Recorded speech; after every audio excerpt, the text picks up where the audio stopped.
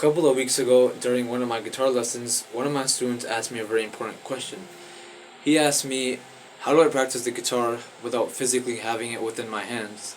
Now, this could be a common problem because you could be in school, especially for a kid, or you might be out for the entire day doing some chores or errands, or whatever. Maybe in a store, I don't know, at the bank, whatever.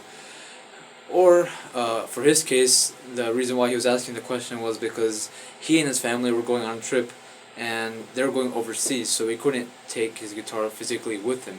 So he asked me, can I practice my guitar without physically having it within my hands? And is that even possible? And I told him, yes, that actually is possible. Now, over the course of the past 4 or 5 years that I've been playing and teaching and performing, I figured out some ways that you can actually solve this problem, because I myself have faced this problem before, because I've been to school, been at work, been at other places, and I've traveled a lot too. I travel quite a lot. And so I've come up with about 4 different ways that you can solve this problem.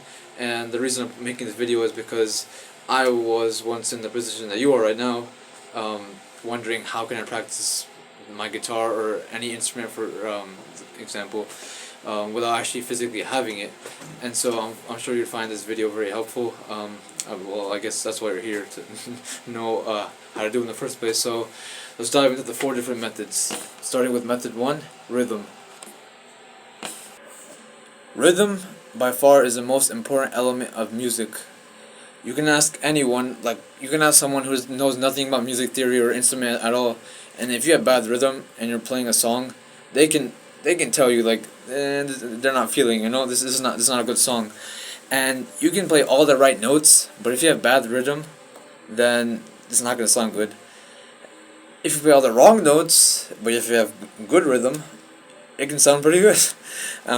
So how do you solve this problem? How do you practice rhythm without physically having guitar? Well, that's where our best friend, the metronome, comes into play. So you can be old school and have the little physical plastic metronome. I have one of those. Or you can use be more modern and use a metronome on your phone or a computer or whatever, because you probably have that while you're traveling or wherever you are. Now what you can do, it's pretty simple.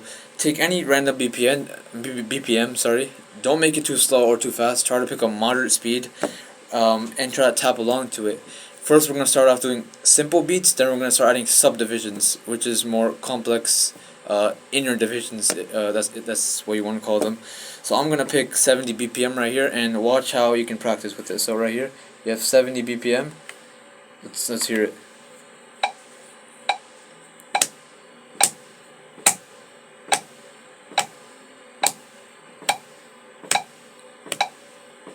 So that's pretty simple, and you can do that to get warmed up or whatever. Then you can start adding subdivisions. So now, instead of playing simple single notes, we're going to start playing 8 notes. So listen to this. This is the same BPM, we're just dividing into subdivisions, because we're still at 70 BPM.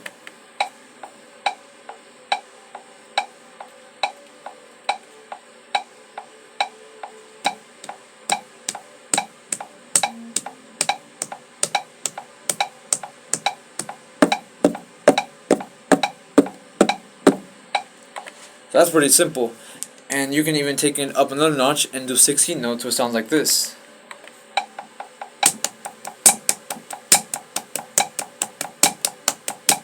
Then we have triplets, which is groups of 3 notes, which sounds like this.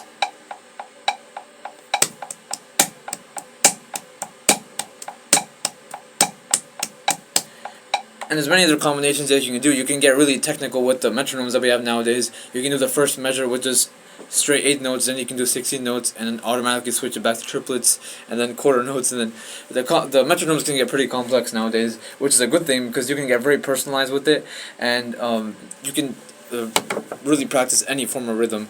And just even practicing this simple way will help improve your inner rhythm, and like I said, rhythm is the most important element of music.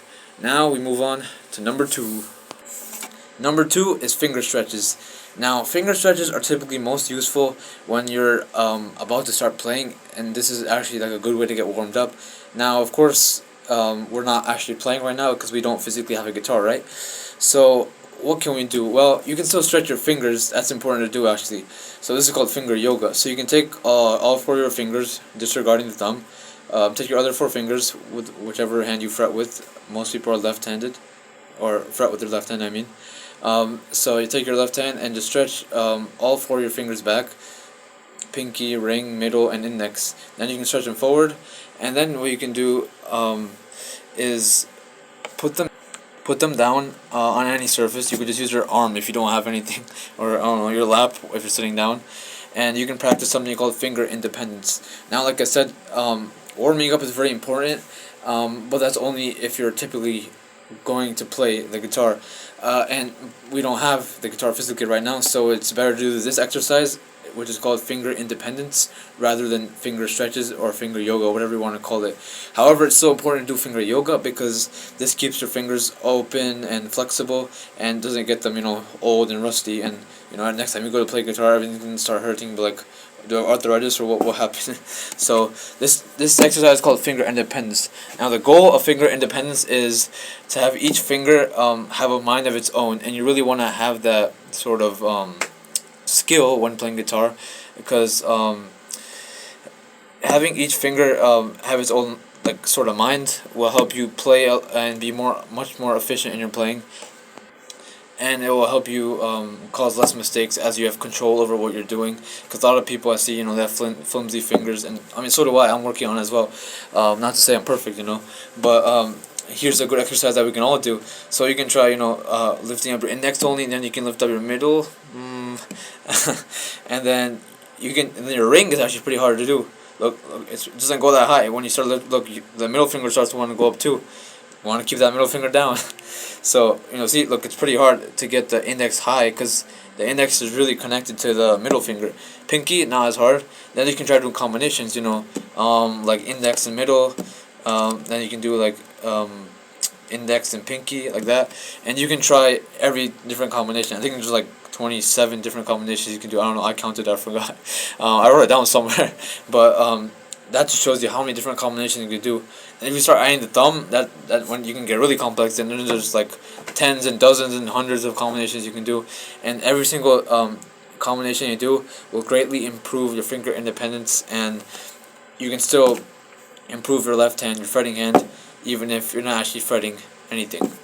Now let's move on to number 3. Number three is ear training. Now, I know this is a bit counterintuitive considering the fact that we don't have an instrument with us. However, nowadays you can just open your laptop or phone and you can download any app for like a keyboard or online piano. Or even if you have nothing at all, you can literally just use a radio or listen to any song and try to hum along the melody or try to hit the notes that the singer is hitting. So why is ear training important? Ear training is important because it helps you, well, obviously learn songs by ear, but the most important thing is if you have a sound in your head and you want to display it on your instrument, and you're just trying hours after hours trying to get this sound, this melody, this riff, this solo lick, whatever, you just can't get it out. If you have a good ear, that you can sort of work it out a lot faster and get what's in your head out onto the instrument, because a lot of people can't do that.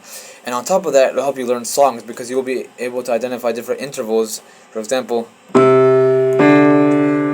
that's a major second interval from C to D. And by helping you identify intervals, you can learn different licks, different melodies, and how chords are made up. For example, you can take the 1 to 3, which is C to E, then you can add the 5th. So if I hear that, I know it's a C major chord because I hear the first note, I hear the third, the major third, and I hear the perfect 5th. And if I hear all of them together, I automatically know it's a C major chord. And if you don't have a good ear, it's going to be impossible to do. So a way you can do that is try to hum along to the pitch of the note that you hear in a song, on the radio, whatever. And if you have something like an online app or keyboard, whatever, try to match the note how singers do. Now, I'm not a singer, so I'm not good at this, and this example is not going to be pretty. And a lot of guitar players or musicians in general, a lot of people can't sing. And it doesn't have to sound beautiful, you just have to hit the note. Of course, don't hurt yourself or anything, but just try to match the note. For example,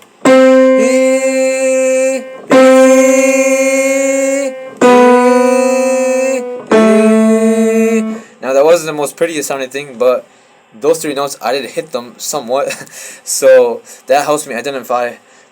Do I need to go lower or higher when I'm singing a note? Because when I'm trying to hit the note, I'm thinking, okay, my voice doesn't sound like the note, the pitch of the note. Do I have to be more sharp or more flat? Am I sharp? Am I flat? How much? Am I one semitone? Like, or a whole step? So how much? By having a good ear, this won't happen right away, but by having a good ear, over months and over years, you'll quickly be able to identify. Okay, I'm off by a minor second, or okay, I'm a half step down, or I'm a little bit sharp, I'm a little bit flat. By ear training and just doing these simple things, you will slowly develop a very strong ear, which is arguably the most important thing for a musician to have, because nobody cares if you can play fast. Nobody cares if you can play anything.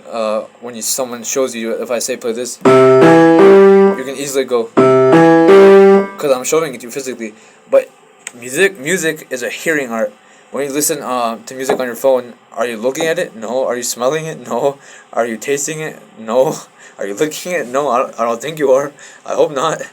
You're hearing it, right?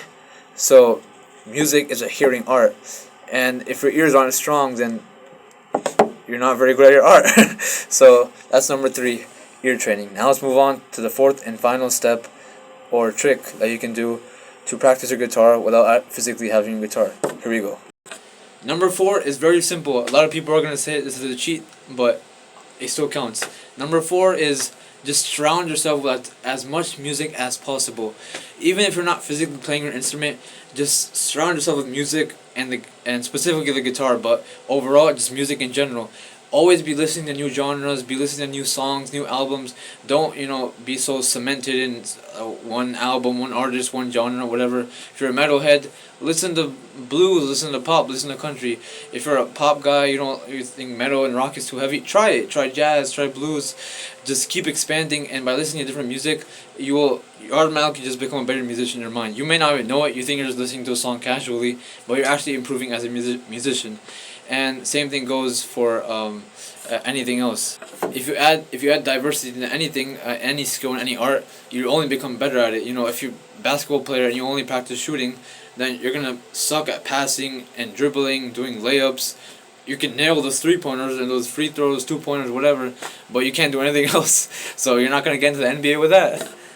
So same thing goes with guitar playing. You want to be a well-rounded player, and by constantly listening and consuming even like guitar content on like whatever, I don't know. Now we have so much social media, like Instagram, YouTube, TikTok, whatever. Just by consuming different guitar content, watching educational videos on guitar or music, watching people perform, listening to music, you are actually improving as a musician. Now you may be doing it because you like it for enjoyment, but at the same time you're actually improving. Now if you take notes and other things like that, that's even better, because then you can remember what you learned. Because a lot of times you may watch a video and then we may just skip it and go to the next video or next short, next reel, whatever, and the information just sort of flies over our head. But by just constantly consuming different things related to music, you will actually become a better musician. Now I hope that helped. 4 different ways you can practice.